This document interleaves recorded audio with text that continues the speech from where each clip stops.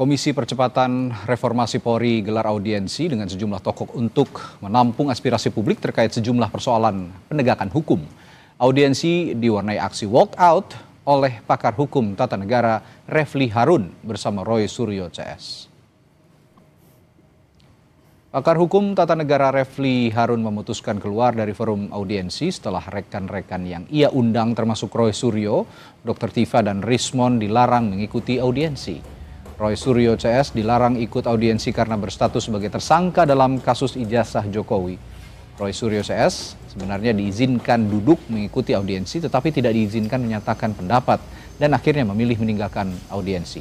Refli menilai larangan itu bertentangan dengan semangat reformasi Polri yang seharusnya terbuka untuk mendengar aspirasi masyarakat termasuk mereka yang sedang terjerat kasus.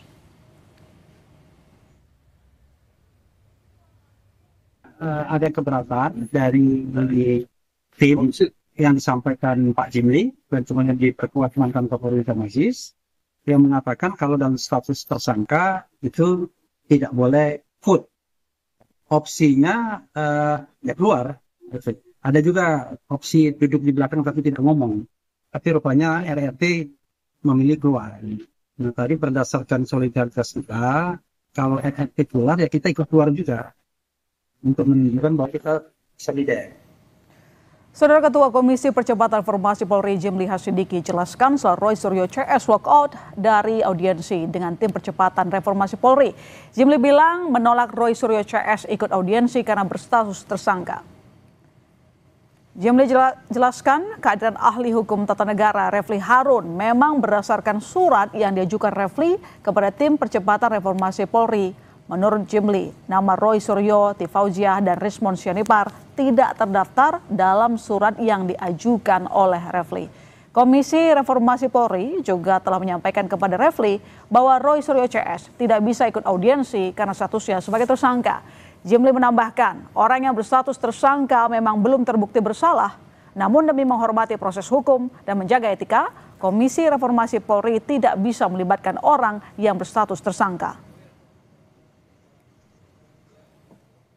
Diajukan kepada kami dan rupanya daftar namanya setelah dikonfirmasi kemarin itu ada nama-nama yang berstatus tersangka.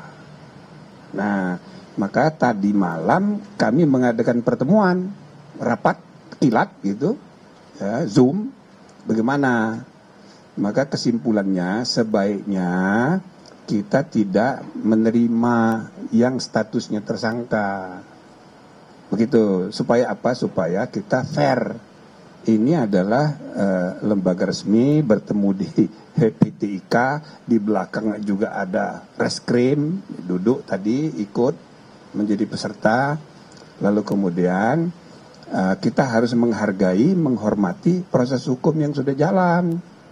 Belum terbukti dia salah. Tapi kita juga harus memegang etika. Di kesempatan lain, Ketua Komisi 3 DPR RI Habibur Rahman menyinggung kasus Roy Suryo CS. Menurut Habibur Rahman, dengan KUHP baru, kasus Roy Suryo CS ini bisa diselesaikan menggunakan mekanisme restoratif justice. Habibur Rahman mengungkap KUHP baru memberi ruang penyelesaian perkara lewat restoratif justice. Pelaku, korban, dan pihak terkait bisa saling berdialog untuk mencapai solusi yang adil. Menurut politisi Partai Gerindra ini, KUHP baru juga memuat aturan penahanan yang lebih objektif, sehingga pihak seperti Roy Suryo CS sulit untuk ditahan.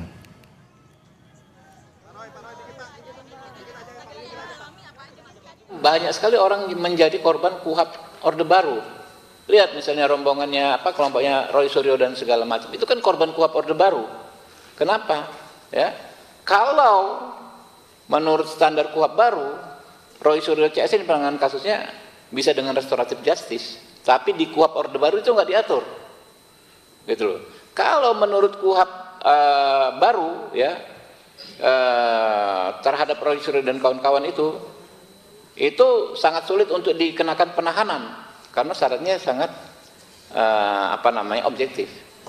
Hampir nggak mungkin ditahan, orang-orangnya jelas semua, nggak lari dan lain sebagainya. Tapi kalau menurut KUHP Orde Baru, ada peluang dia ditahan sewenang-wenang.